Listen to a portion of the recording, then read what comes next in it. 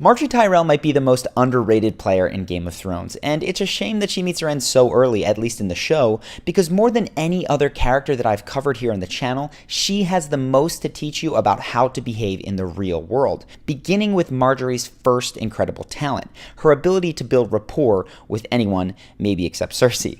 She has a number of incredibly effective strategies, and the first and fastest is by physically putting herself on your side with her body language. Watch how she moves nearer to Joffrey's side in this next clip as she begins to win him over. A military encampment is no place for a lady. And the bedside of a traitor? Is that a place for a lady? I don't believe he was interested in the company of women. What makes you say this? Whenever I wanted to make a child with him, he had so many excuses, so many late-night war councils. This is in stark contrast to Tywin, who I covered in last week's video, because Tywin's strategy is to overpower you. He stands directly in front and hovers over people in order to intimidate them. This says that we are not on the same side. You answer to me. Just watch. So if I wanted to attend a council meeting, I would now have to climb all the stairs in the Tower of the Hand?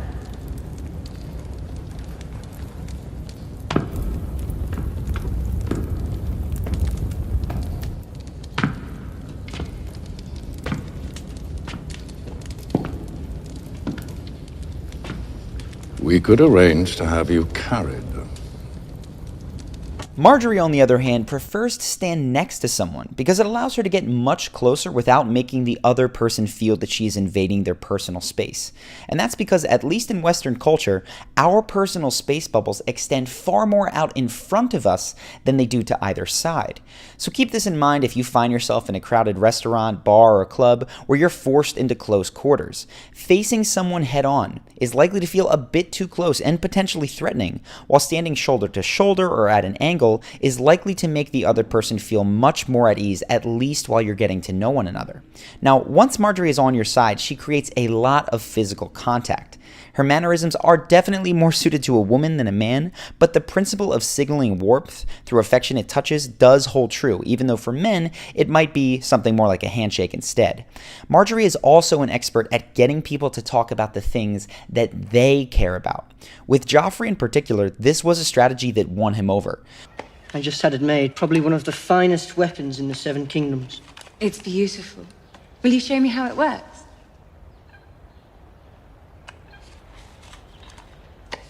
It's a new design. Much easier to load. There's no crank. You use this lever. Both men and women love to be asked about the things that they love, especially when they're in rapport, but they tend to like to be asked about different types of things. Now, this is a generalization and it certainly doesn't apply to every individual, but men often like to be asked how something works, whether it's a crossbow, a car, or a business. Men tend to connect through problem solving, so when a guy feels like he can help you fix something or learn something new, it often makes him feel really good. Women, on the other hand, tend to connect by sharing their emotional experience of an event. This is why couples can sometimes run into issues in their approach to problems. Men, like myself for sure, want to figure out what is wrong and solve the problem, while women sometimes just want to share an experience they had without necessarily trying to change it. Again, those are wide generalizations, but I digress. Once Margaery has people talking, she doesn't just pepper them with interview-style questions nonstop. She indicates, sometimes falsely, that she genuinely cares about their opinion, like here with Joffrey. Maybe the fault was with me, maybe. No. He was a known degenerate. It's such a relief to hear you say so, Your Grace. And in the case of Tommen, she says that she wants to know everything about him while smiling and holding eye contact. I just want you all to myself.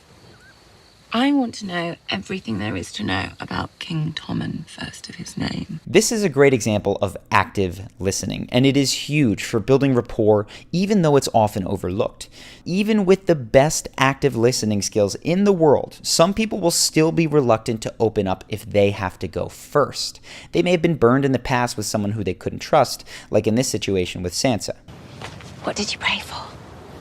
I can't tell you. Why not? I'll tell you what I prayed for in the sept this morning.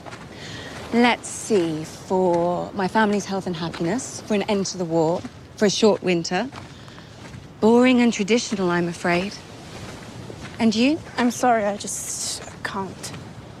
In those cases, Marjorie knows that rather than simply pushing, the best way to invite a reluctant person to share something vulnerable is to do so yourself first. My cousin Alana was the most beautiful girl I'd ever seen. When I was 12, I was all elbows and knees, and Alana looked like a goddess sent to torture me. Pigface, she called me. Big face, that's ridiculous. I think it had something to do with my nose. Whenever she passed me in the halls, she'd oink. All this rapport building inevitably gets Sansa to trust Marjorie. It's kind of like, I'll show you my scar if you show me yours. People just feel the need to reciprocate when someone that they like has become vulnerable with them. So Marjorie becomes one of the few people in King's Landing that Sansa confides in with her true feelings. All the candles burning in all those windows. I'm stupid. Stupid little girl with stupid dreams who never learns. Come on.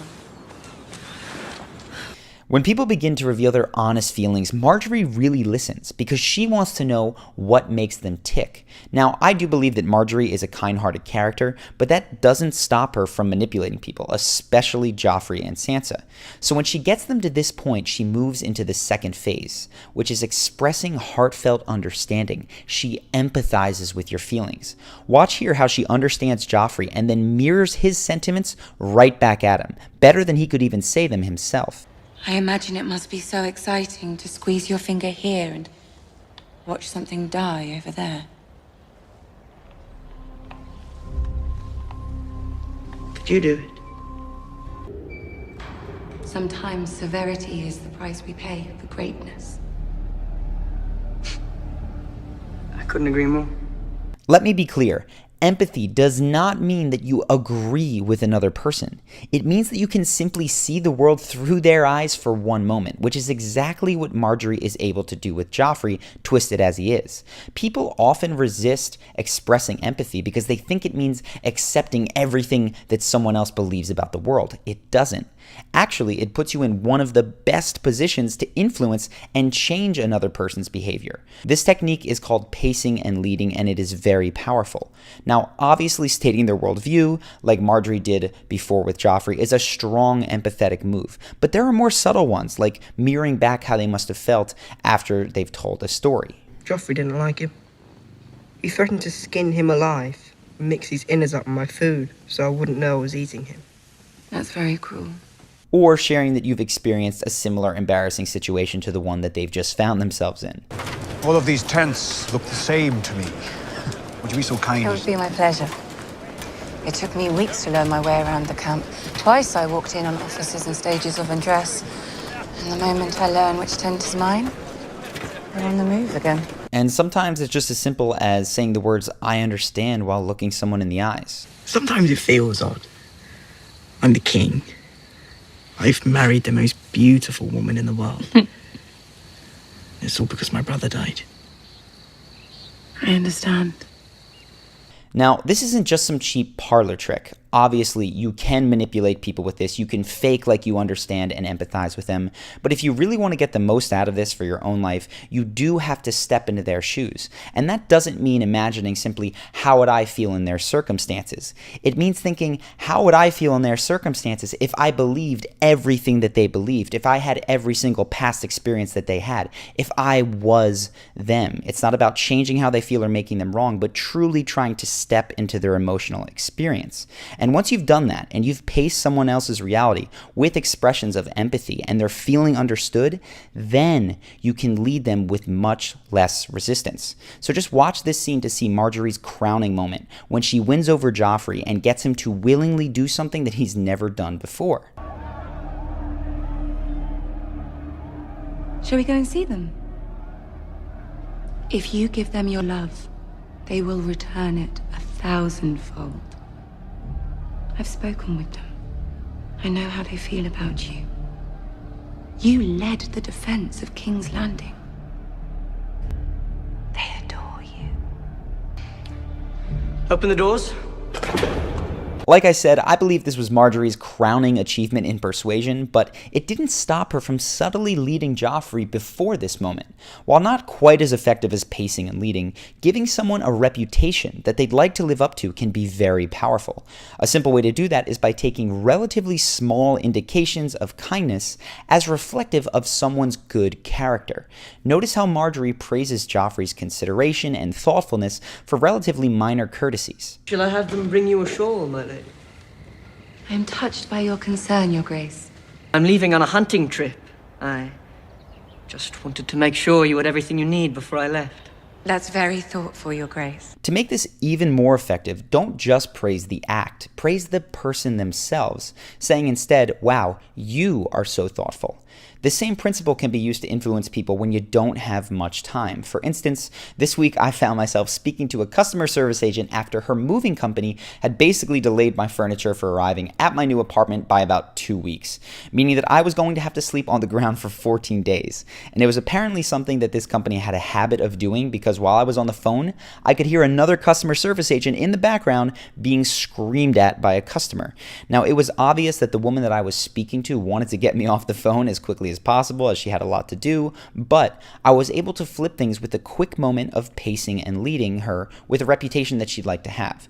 So I said, you know, it sounds like you must have to deal with a lot of these kinds of messes that other people just dump on you all day, right?